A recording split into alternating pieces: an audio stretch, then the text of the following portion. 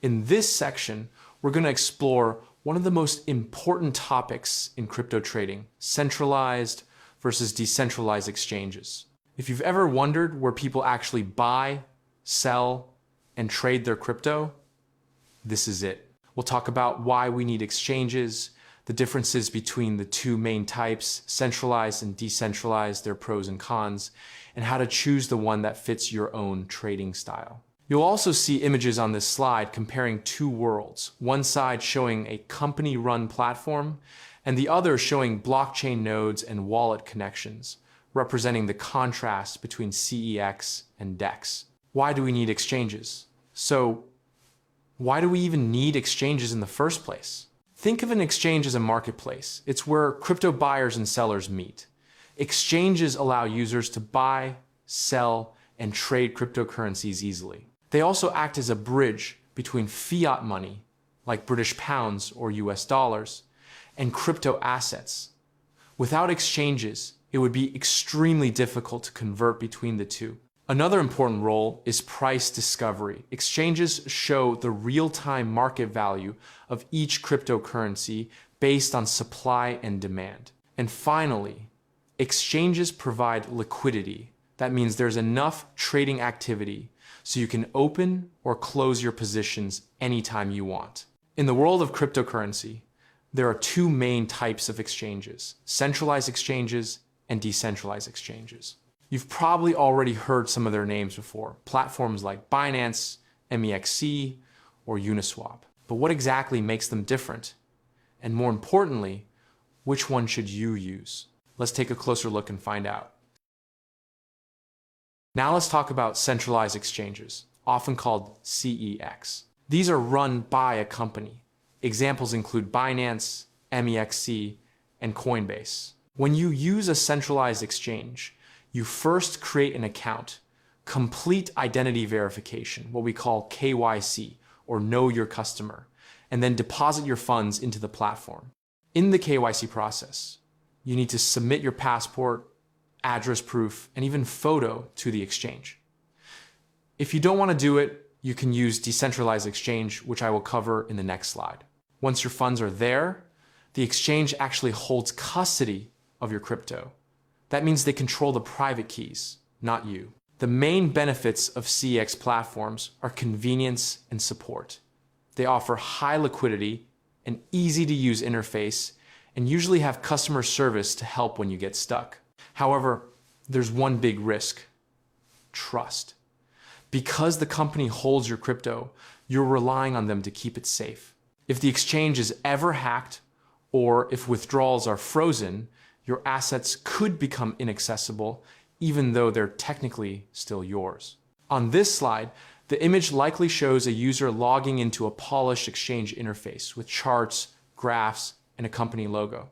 Let's take a moment to talk about MEXC, which you can see in this image. MEXC is a centralized exchange, or CEX, that allows users to buy, sell, and trade a wide range of cryptocurrencies.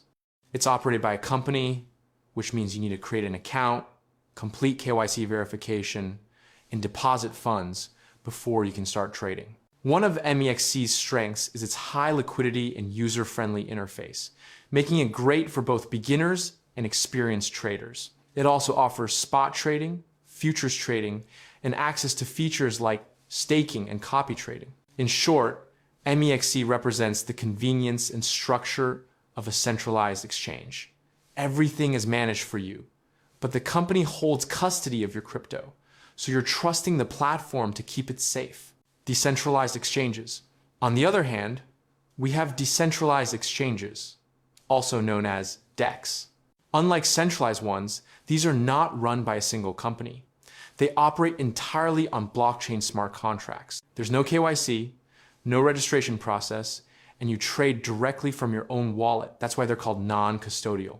You keep full control of your private keys and your funds at all times. Some of the most popular examples include Uniswap, PancakeSwap, and DYDX. The biggest advantage of DEX platforms is freedom and privacy. You don't have to trust a company to hold your coins. Everything happens peer-to-peer through code. But There are a few downsides too. DEX platforms often have a steeper learning curve, and you'll pay network fees for each transaction since everything happens on the blockchain. The image here probably shows wallet icons connecting directly to the blockchain, with arrows representing peer-to-peer trading, illustrating how users interact without a middleman. All right, let's talk briefly about Uniswap, the platform you can see in this image. Uniswap is one of the most popular decentralized exchanges, or DEXs, in the crypto world.